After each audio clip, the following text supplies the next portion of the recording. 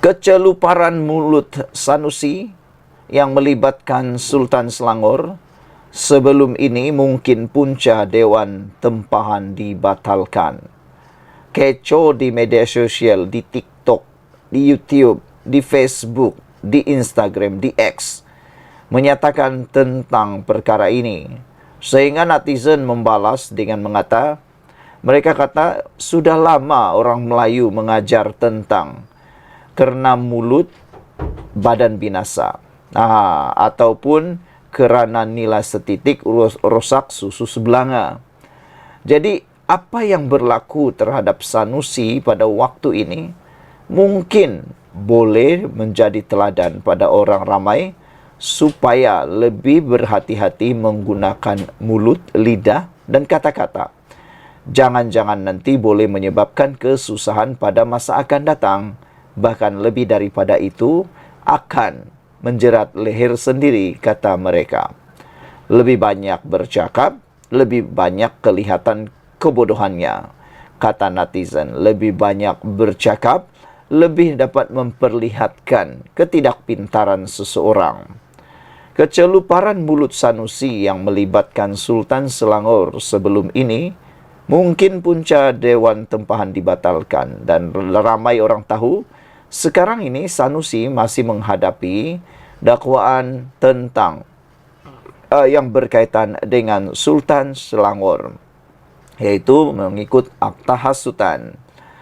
Tempahan Dewan berkaitan Majlis Menteri Besar Kedah Muhammad Sanusi Maknur dibatalkan mungkin kerana dia mempunyai sensitiviti dengan kerajaan negeri, terutamanya melibatkan Sultan Selangor, Sultan Sharifuddin Idris Shah.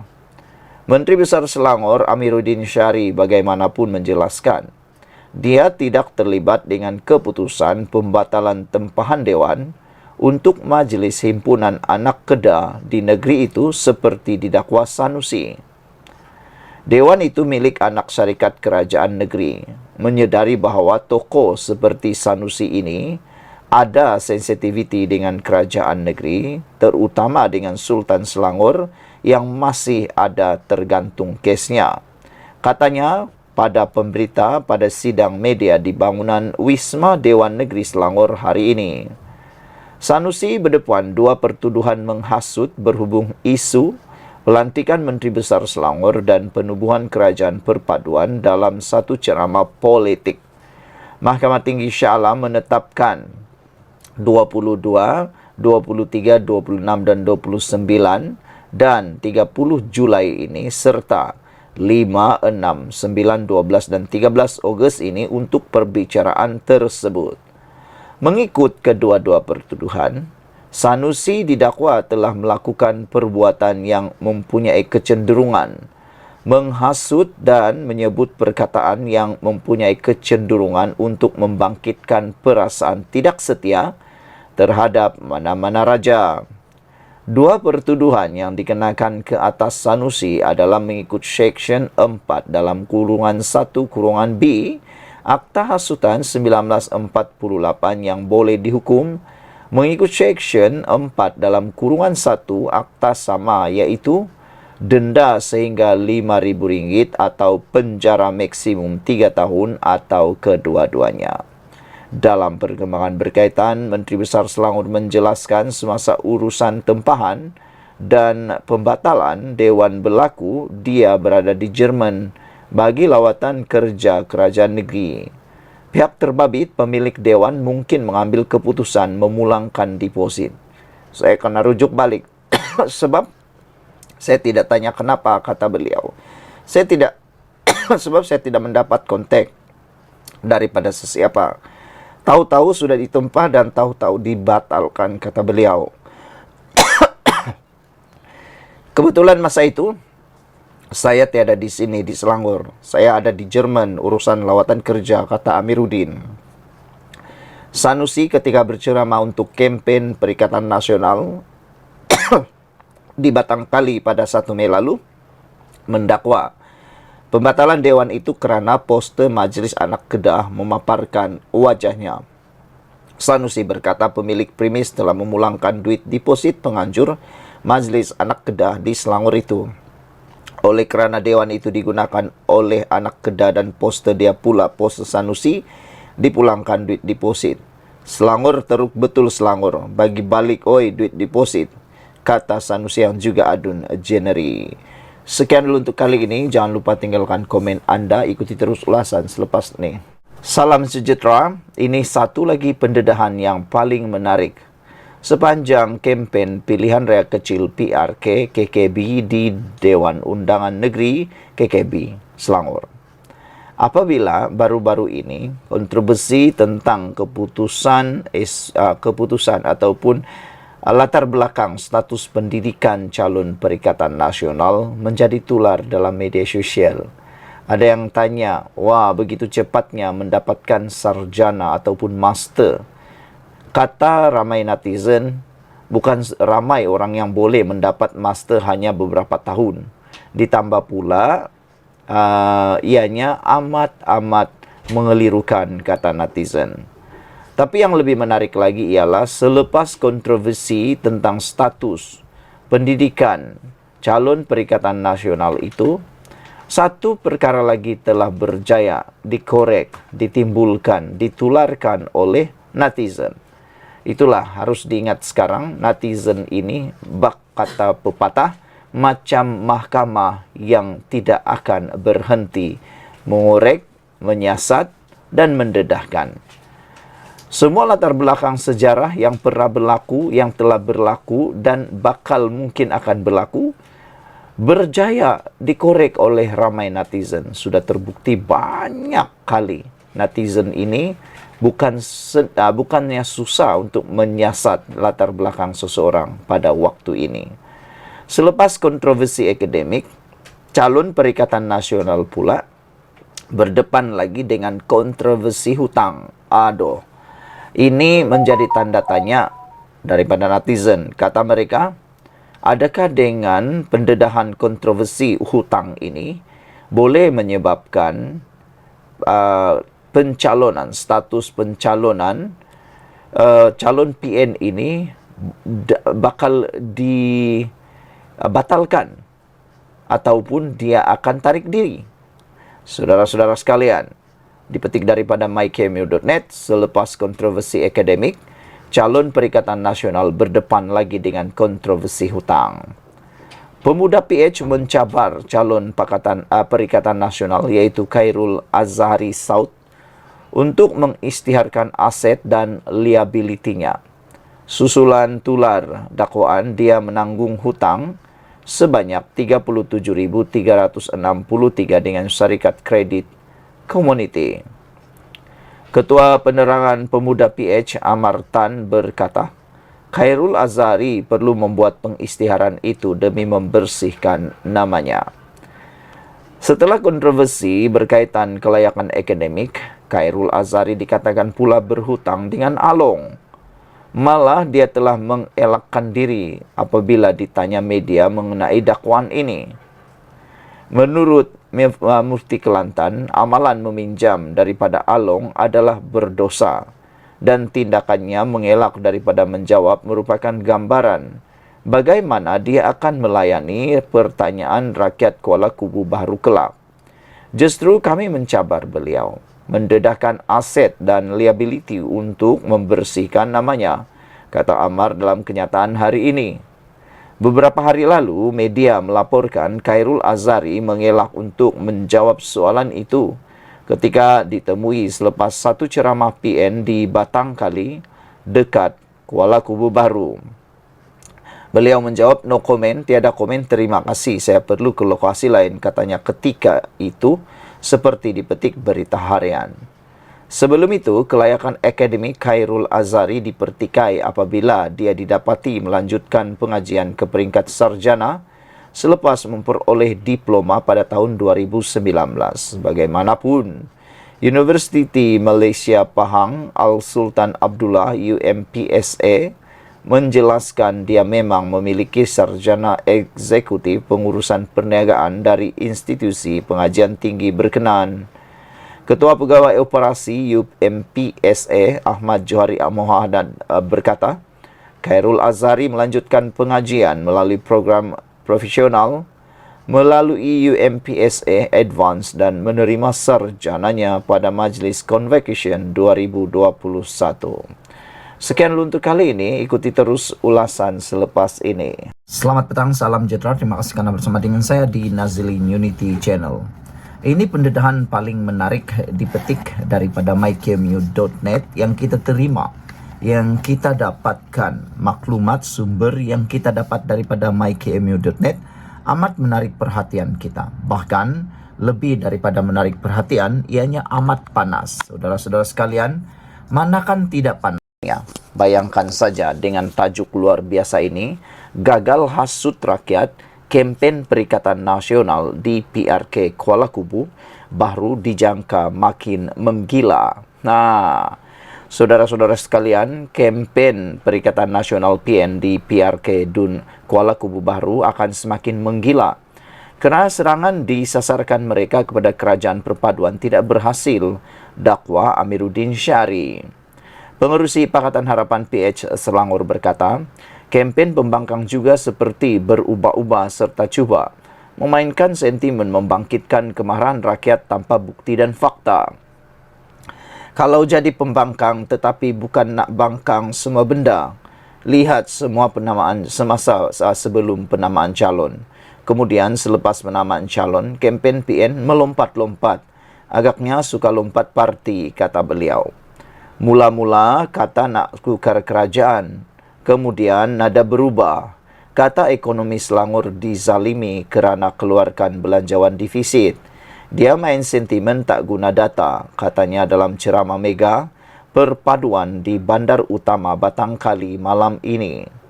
Menteri Besar Selangor itu berkata, sebaliknya Kerajaan Perpaduan tampil dengan kempen berbeza, iaitu tawaran dan perancangan untuk pengundi Kuala Kubu Baru. Jangkaan saya selepas mereka gagal, mereka akan makin menggila. Sebab apa? Sebab mereka terpaksa menggila. Mereka tak boleh move on daripada kesilapan mereka lakukan. Mereka lah yang bertanggungjawab mencipta ketidakstabilan politik. Bila kita pulih pelaburan masuk, kalau kestabilan ditunjuk ini, kita boleh bentang dasar perubahan tenaga, dasar baru perindustrian besar, dapat menarik pelaburan semikonduktor. Mereka tiada benda lain, terpaksa adakan alasan, katanya.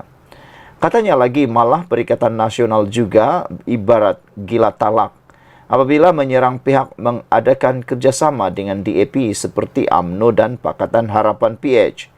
Barisan Nasional dah 2 tahun bersama DAP, tidak ada masalah pun.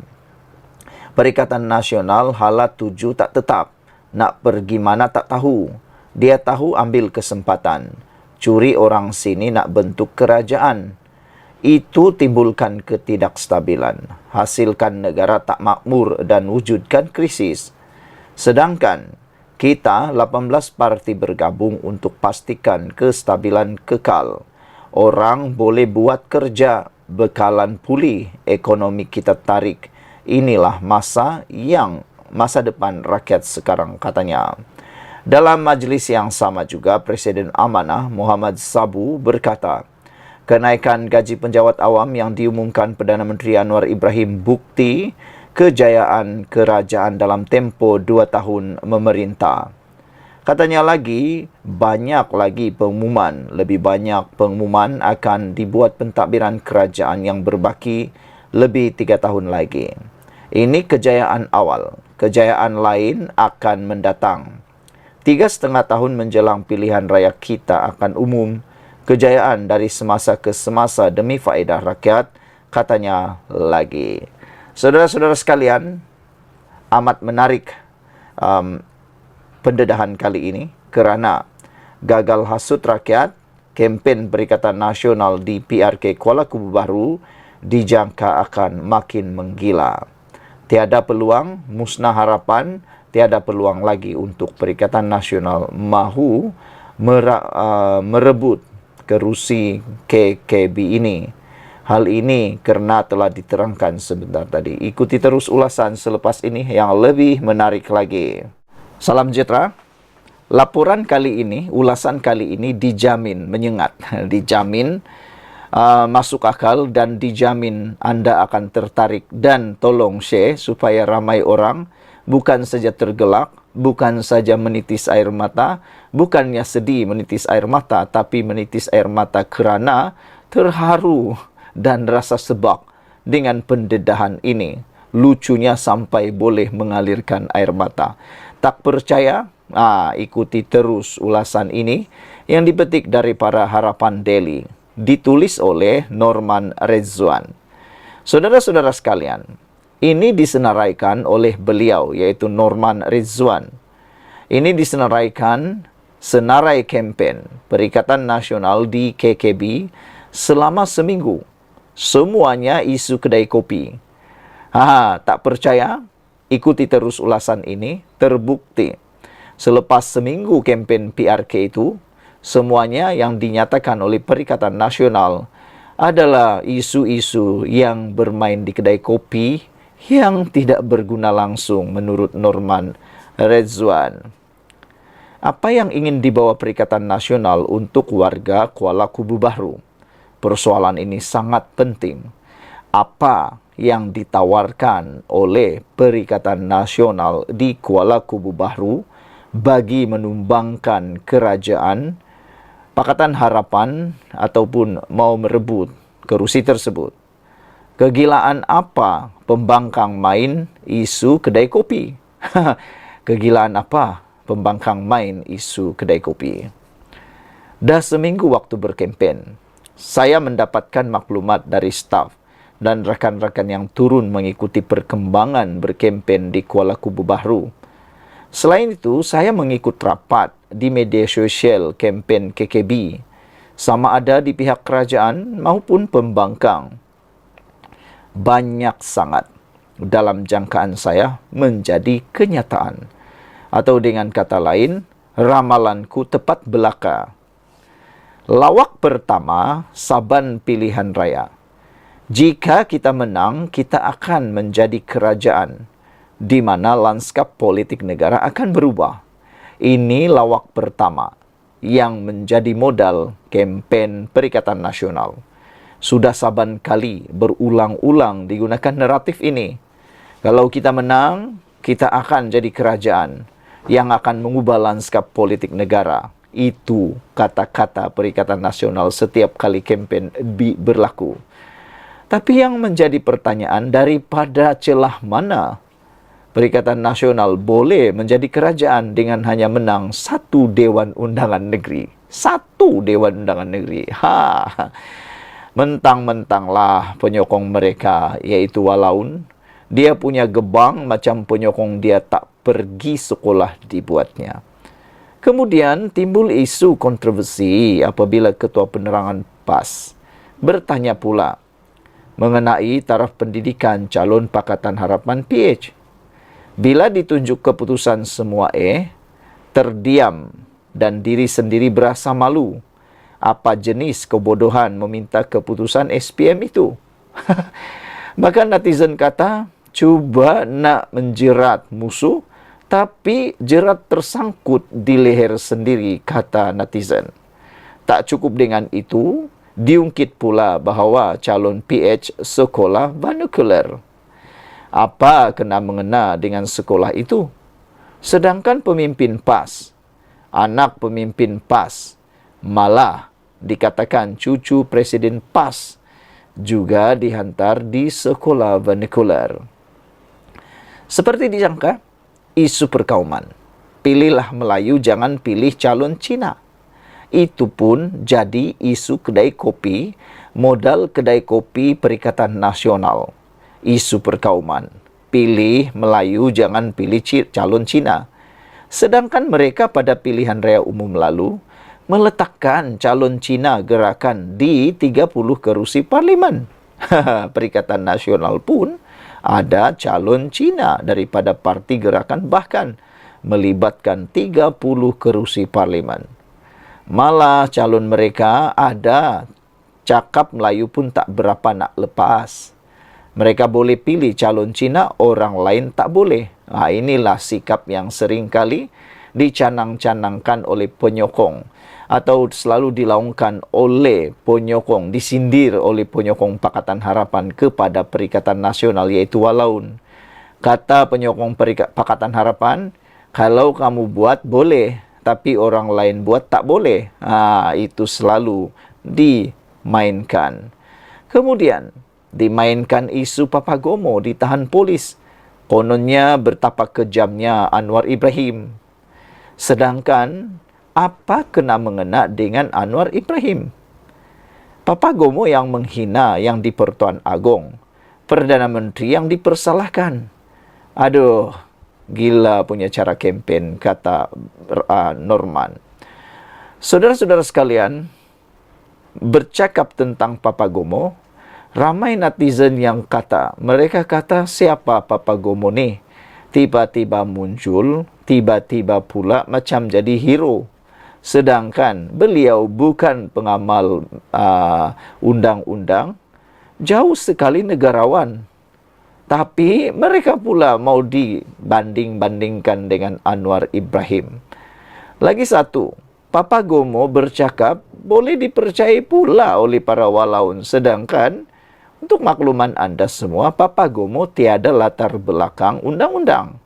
Tapi dia bercakap seakan-akan dia tahu semua undang-undang yang ada di Malaysia. Gila punya cara kempen ini, kata Norman Rizwan.